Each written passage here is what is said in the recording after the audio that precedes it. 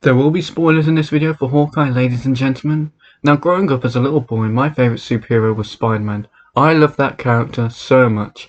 I still vividly remember rewatching all the films, dancing around in my Spider-Man costume that I so adored. However, one day, something happened. I transitioned from a 7-year-old boy into an 8-year-old man. I discovered that I really like archers.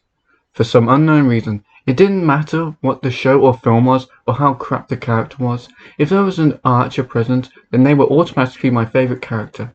I have watched 5 minutes of The Lord of the Rings in my entire life, and I have already come to the conclusion that Legolas is my favourite character, so it should come as no surprise that Hawkeye was legitimately my favourite Marvel character for many years. Also, Green Arrow was my favourite DC character, and as a side note, he is definitely the best character in the Injustice games, as you can just spam whoever you're fighting with arrows, which is what I always did to my brother just to annoy him, and I always did win with green arrows, so it was a tactic that always won, so don't judge me for it, okay? Now, fortunately, Hawkeye was actually a great character, mainly because he was very funny and was very self-aware about the fact that he was just a guy shooting arrows. He was absolutely the best character in the Avengers Earth's Mightiest Heroes, which may I say had a banger of an opening.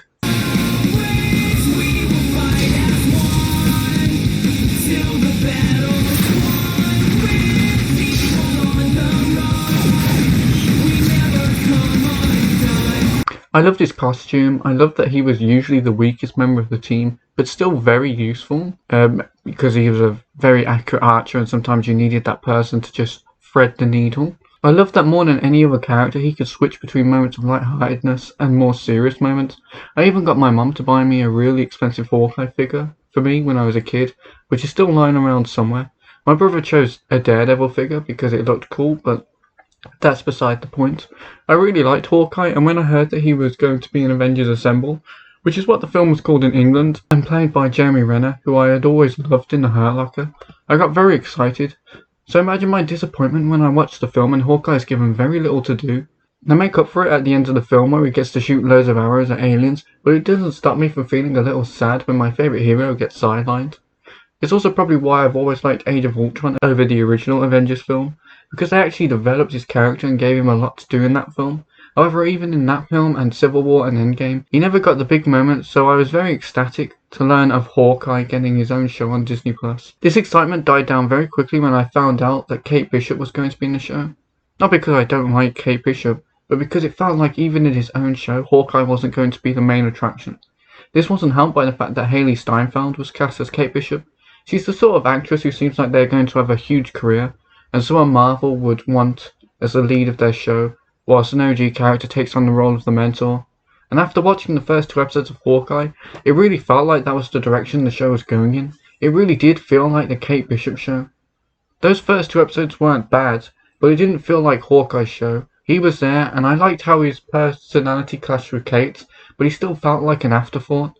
That all changed in episode 3 when the spotlight was firmly placed on Hawkeye and he got to kick some ass, and they really showcase how far ahead he is of Kate and how much she needs to learn from him, something she herself realizes. Episode 3 also features that awesome car action sequence.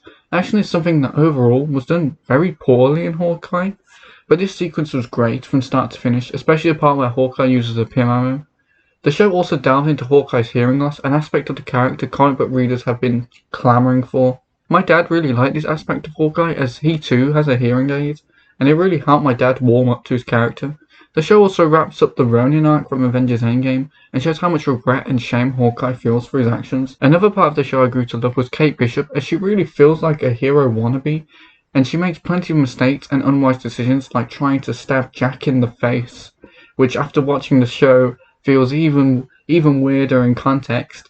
Even by the end of the show, when she's sending her mom to jail, who I knew was the villain, I called that from the very first episode, I let everyone know. Even when she's sending her to jail, she doesn't feel like her story is complete. In fact, it's the opposite. It's just beginning. Who else is in this show?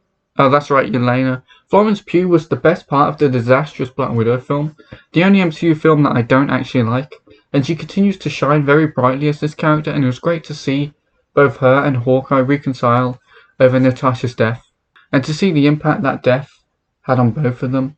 Oh, and Kingpin is in this show. They actually get Vincent D'Onofrio back as Kingpin.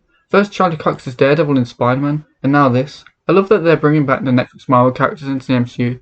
Please, Mr. Feige, bring John Bernthal's Punisher back into the MCU next. Honestly, I think Hawkeye did a great job with all its characters, including Maya, who had a very tragic backstory and received a lot of development in her short time on screen. The Disney Marvel shows have been very hit or miss for me personally. I loved WandaVision, yes, even the final episode, which I do concede was a step down from the others.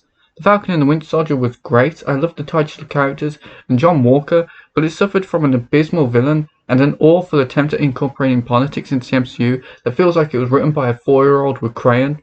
You've got to do better, Senator. And then there's Loki, the Golden Child, which is probably actually my least favourite of the three. I liked half the episodes and hated the other three.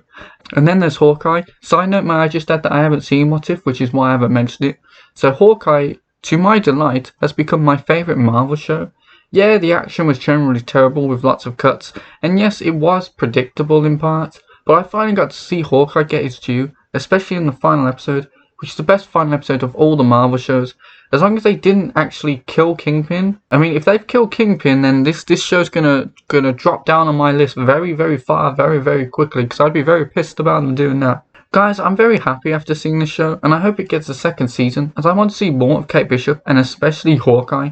Thank you guys for watching this video. Let me know what you think in the comments below, and don't forget to like and subscribe. Bye bye.